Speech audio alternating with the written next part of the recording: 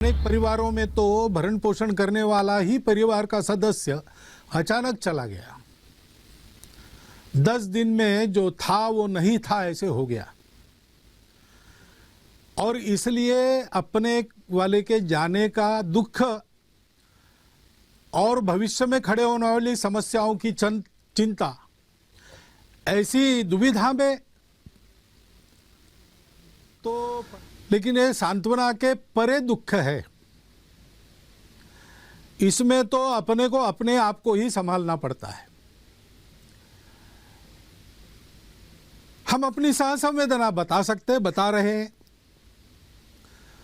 और यहां पर्दे पर केवल कोरी संभावना नहीं बता रहे। संघ के स्वयंसेवक सर्वदूर इस परिस्थिति में समाज की जो भी आवश्यकता है उसकी पूर्ति करने के लिए अपने अपने क्षमता के अनुसार सक्रिय है। परंतु ये कठिन समय है।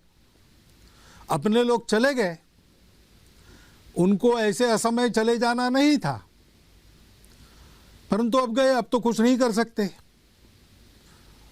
अब जो परिस्थिति है उसमें हम हैं, और जो चले गए वो तो एक तरह से मुक्त हो गए। उनको इस परिस्थिति का सामना अब नहीं करना है, हमको करना है। पीछे हम लोग हैं, हमको अपने आप को और अपने सबको सुरक्षित रखना है। और इसलिए हमको नेगेशनिज्म नहीं चाहिए। कुछ नहीं हुआ, सब कुछ ठीक है, ऐसा हम नहीं कह रहे। परिस्थिति कठिन है, दुखमय है, मनुष्य को व्याकुल करने वाली है, निराश करने वाली है, लेकिन ये परिस्थिति है, इसका स्वीकार करते हुए हम अपने मन को निगेटिव नहीं होने देंगे। हमको अपने मन को पॉजिटिव रखना है, शरीर को कोरोना निगेटिव रखना है और मन को पॉजिटिव रखना है। उस दृष्टि से इस श्रृंखला में मेरे पूर्व वक्ताओं ने बहुत सटीक, संपूर्ण ऐसी परामर्श की बात रखी है, स्पष्ट रखी है, सरल भाषा में रखी है, अनुभूति के आधार पर रखी है। मन की दृढ़ता की बात उन्होंने की है। कोरोना प्रतिकार के अपने प्रयासों की गति बढ़ाने की, उन प्रयासों को वैज्ञानिकता के आधार पर स्थापित करने की, सामूहिकता से काम करने की, एकता की, उसी प्रकार सत्य को पहचानते हुए, स्वीकारते हुए उसके आधार पर काम करने की बात कही है।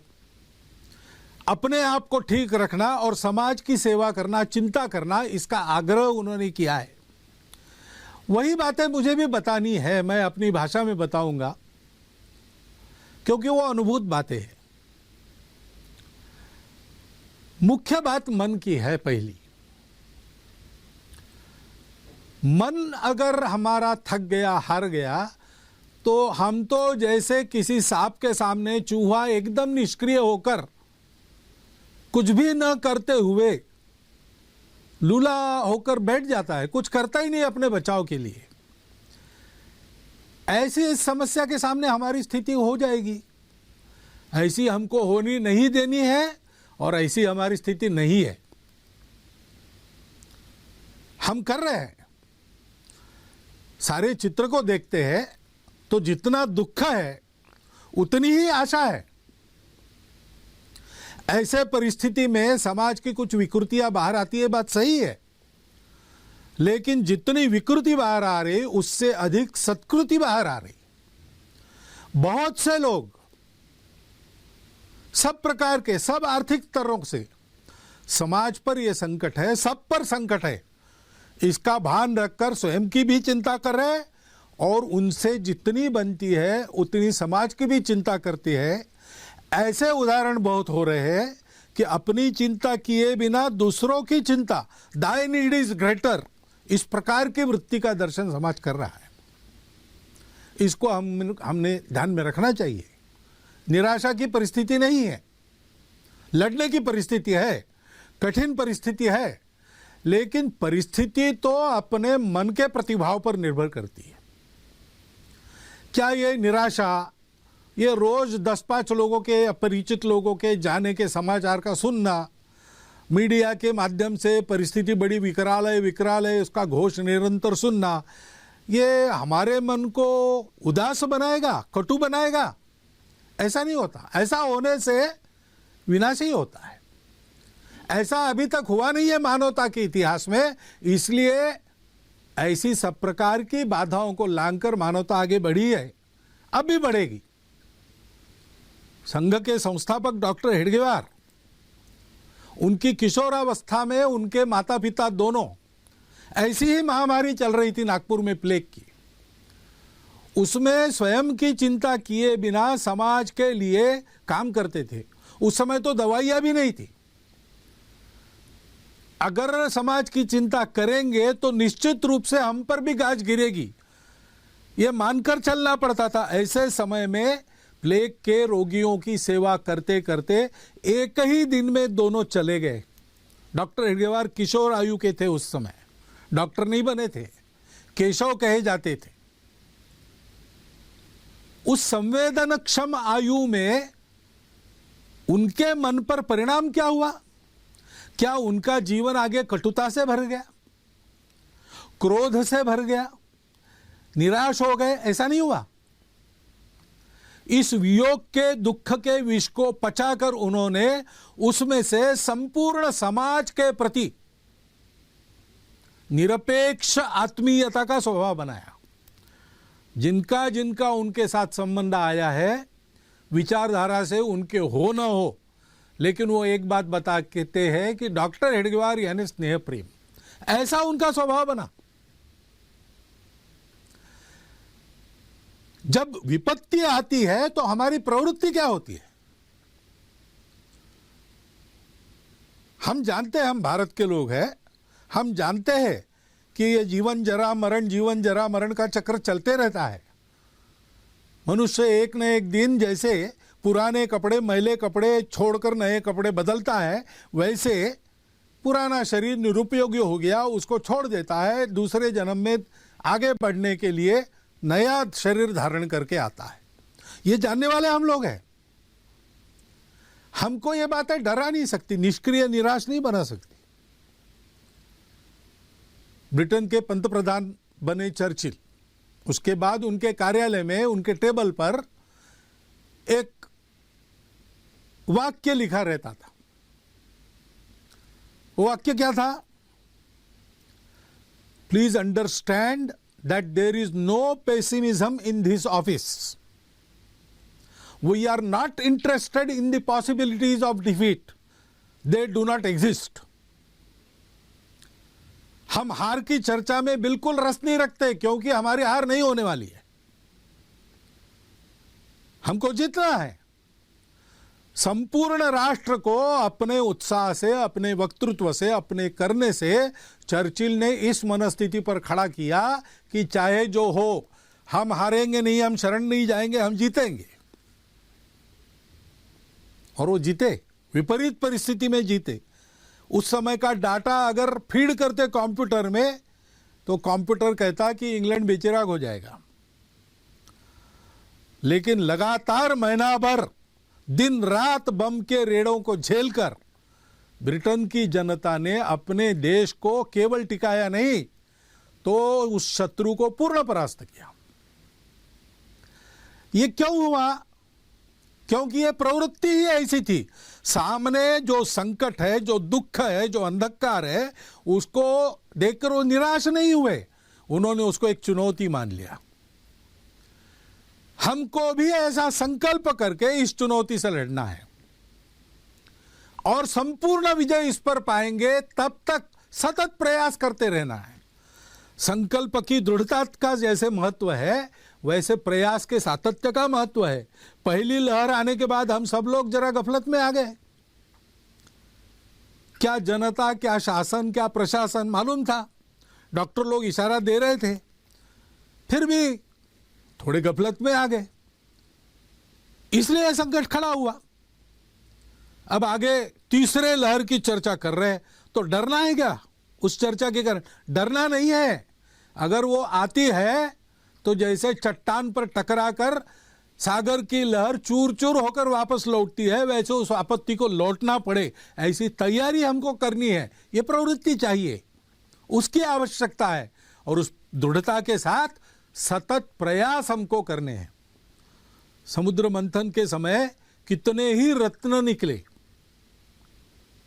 लेकिन उन रत्नों के आकर्षण से प्रयास बंद नहीं हुए, मंथन चलता रहा। हलाहल विष जैसी भीति भय उत्पन्न हुआ, लेकिन उसके कारण भी प्रयास से विरत नहीं हुए। अमृत प्राप्ति होने तक प्रयास चलते रहे।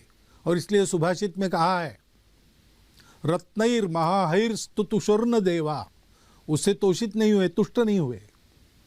न भेजिरे भीम विषयम भीतिम, हलाल जैसा कराल विष, उसके कारण भी डरे नहीं। सुधाम विना न प्रयोयुर्विराम, अमृत मिलते तक उनके प्रयास चलते रहे। न निश्चितार्थात विरमंती धीरा, धीर लोग जो रहते हैं, धैर्यवान लोग रहते हैं, वो प्रयास सतत जारी रखते जब तक उपलब्धि होती नहीं पूरी की पूरी। हमको वैसे करना है, और स्वाभाविक आपत्ति सारी मानवता पर है। भारत को अपना उदाहरण रखना है, पूरे भारत को एक समूह के नाते सारे भेद भूलकर दोष गुणों की चर्चा अभी उसको विराम देकर, उसके लिए बाद में समय मिलेगा। अभी तो हमको सबको एक टीम के नाते काम करना है, मिलकर काम करना है। गति बढ़ाने की बात श्रीमान अजीम प्रेम जी ने की, स्पीड चाहिए। वो स्पीड कैसे तैयार होगा? सब लोग परस्पर एक टीम बनकर काम करेंगे। अभी पिछले बार पूना शहर में और इस बार भी उस शहर के उद्योजक, बड़े व्यापारी, प्रशासन के लोग, डॉक्टर लोग, अस्पतालों के कर्मचारी, जनता के संगठनों के प्रतिनिधि, सब ने मिलकर एक समूह बनाया PPCR नाम का, और बहुत अच्छी तरह से अत्यंत कठिन परिस्थिति का सामना करके उसमें से वो निकल आए। सर्वदूर ऐसा सामूहिक प्रयास चलना चाहिए। देर से जागे तो कोई बात नहीं, सामूहिकता के बल पर अपनी गति बढ़ाकर हम ये जो सारा अंतर पड़ा है, बैकलॉग है, उसको भर के आगे निकल सकते हैं। निकलना चाहिए। कैसे करना? पहले तो अपने आप को ठीक रखना, और ठीक रखने के लिए पहली बात है संकल्प की दृढ़ता, प्रयास का सातत्य, धैर्य। प्रयत्न करने से एकदम परिणाम नहीं होता, थोड़ा देर लगता है परिणाम आने को, तब तक धैर्य रखना पड़ता है, लगे रहना पड़ता है। दूसरी बात है सजगता। हम सजग रहे तो बहुत अच्छा बचाव सजगता के कारण ही हो सकता है। और सक्रियता, सजगता के पहलू है स्वयं सजग रहना, क्या व्यायाम करना, उसके बारे में बताया है। प्राणायाम का उल्लेख हुआ है, ओंकार का उल्लेख हुआ है, दीर्घ श्वसन का उल्लेख हुआ है। अन्य भी जो व्यायाम अपने शरीर की प्रतिकार शक्ति, श्वसन की क्षमता, प्राणों की तेजस्विता बढ़ाने वाले, वो मन को भी बनाते हैं। ऐसे व्यायाम है, सूर्य नमस्कार जैसे हम कर सकते हैं, हमको करना चाहिए। सीखने को तो आजकल मिलता है, प्रत्यक्ष कहीं जाकर सीखने की आवश्यकता नहीं, ऑनलाइन सीखने की भी आजकल व्यवस्था हो गई है। और इन बातों को समझने वाले, सिखाने वाले तो आजकल अभ्यास के कारण आसपास भी मिलते हैं। बहुत कठिन क्रियाएं नहीं है, उसको करना। आहार ठीक रखना, शुद्ध स्वच्छ सात्विक आहार करना, शरीर की ताकत को बढ़ाने वाला आहार करना, उसके बारे में भी बहुत सारी जानकारी इंटरनेट पर आपको मिलती है।